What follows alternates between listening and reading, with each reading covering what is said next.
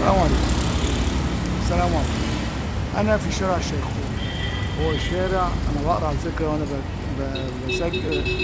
يقع داخل نقاش شيخونية بشوية منعم بين الصليبة والرميل، يفصل بينهما شارع شيخون، وهذا الجامع هو أول مساعد الأمير شيخون في هذه المنطقة، وهو جامع الأمير شيخون.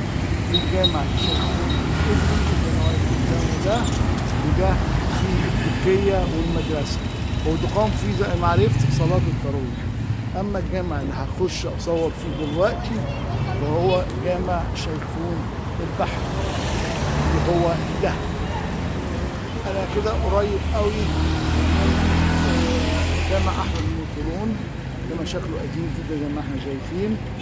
والأمير شيخون كما عرفه كتاب مساجد مصر أولياء الصالحون وشيخون العمري الناصري، وأحضروا إلى مصر الخواجة عمر واستراها الناصر محمد ابن قلاوون.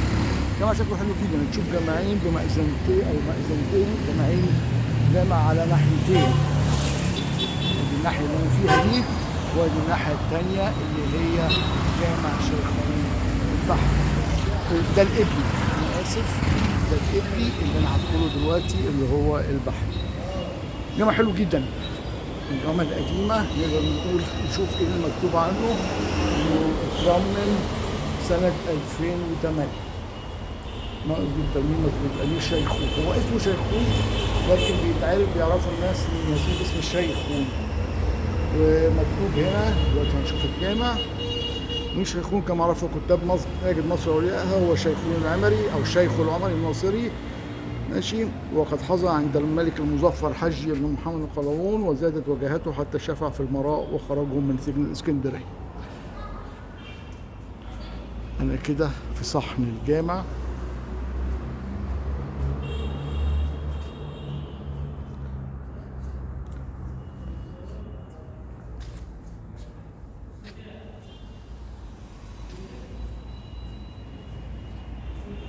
هو توفى سنة 758 بعد ما اتهجم عليه وأصيب في وجهه واتضرب في إيده بالسيف وفي وجهه.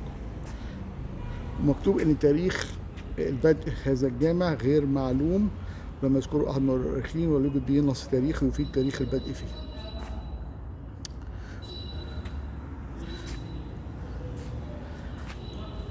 لكن تاريخ انتهائه سنة 750.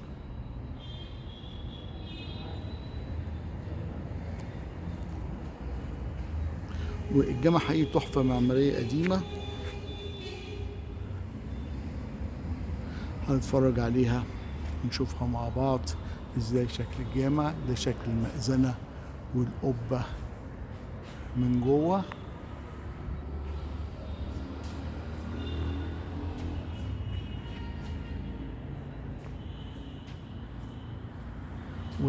والمشربيات او معرفش دي مش مشربيات، مش خشب، دي اعمال صدف او خزف قصدي.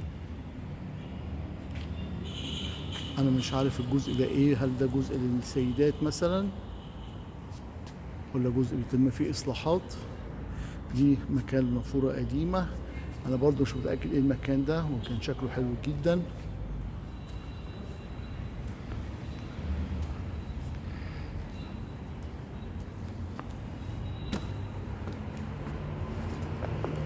شوف كده المنظر،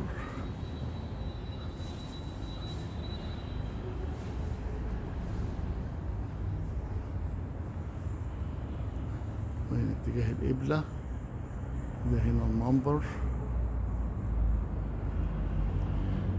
طبعا الألوان باينة لسه رغم قدم السقف، الأعمال الخشبية والنقوشات والآيات، منظر حلو جدا.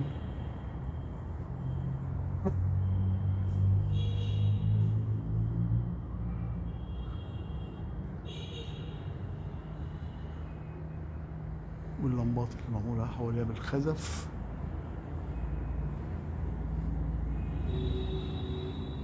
وايه دي يا حاج؟ ايه دي؟ دكة المبلغ لأن ما كانش فيه ميكروفونات زمان. دي ايه؟ دكة المبلغ ديك الله أكبر الله. ماشي. واللي هناك دي للسيدات ولا دي دي مصلى السيدات. للسيدات؟ ماشي. دي دكة المبلغ. ماشي. دي كده عشان لما الأخ قال لي ما كانش فيه ميكروفونات، فلما حد الشيخ أو الإمام يقول الله أكبر يردد وراه الله أكبر.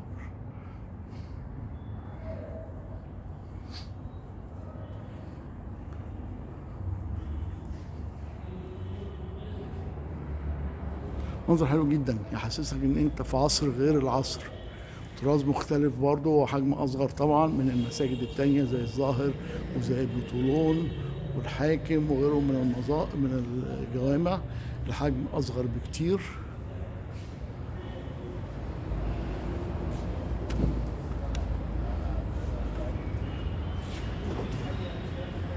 انا شايف ان هي المأذنة بتاعت الجامع اللي احنا فيه اللي هو البحري، واضحة برضو مأذنة اللي هو وراها هنا ورا القبة مأذنة اللي فيها الهلال المايل ده، مأذنة الجامع القبلي شيخوه القبلي.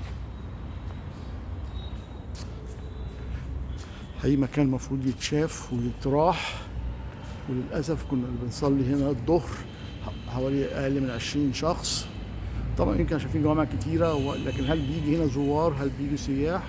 أنا أعتقد إن ده مكان المفروض يتشاف. تخيل المنظر، النقوشات اللي في السقف عاملة إزاي رغم قدمها.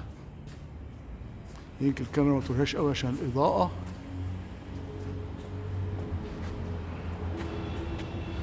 معرفش دي دورة المياه للوضوء هل مقفول؟ لا، أنا شفت وضوء وأنا داخل، فما أعتقدش إن دورة المياه دي شغالة. وأرجو أن يكون الفيديو ده عجبكم، ولفيديوهات تانية إن شاء الله. السلام عليكم وإلى اللقاء في فيديو آخر. سلام عليكم.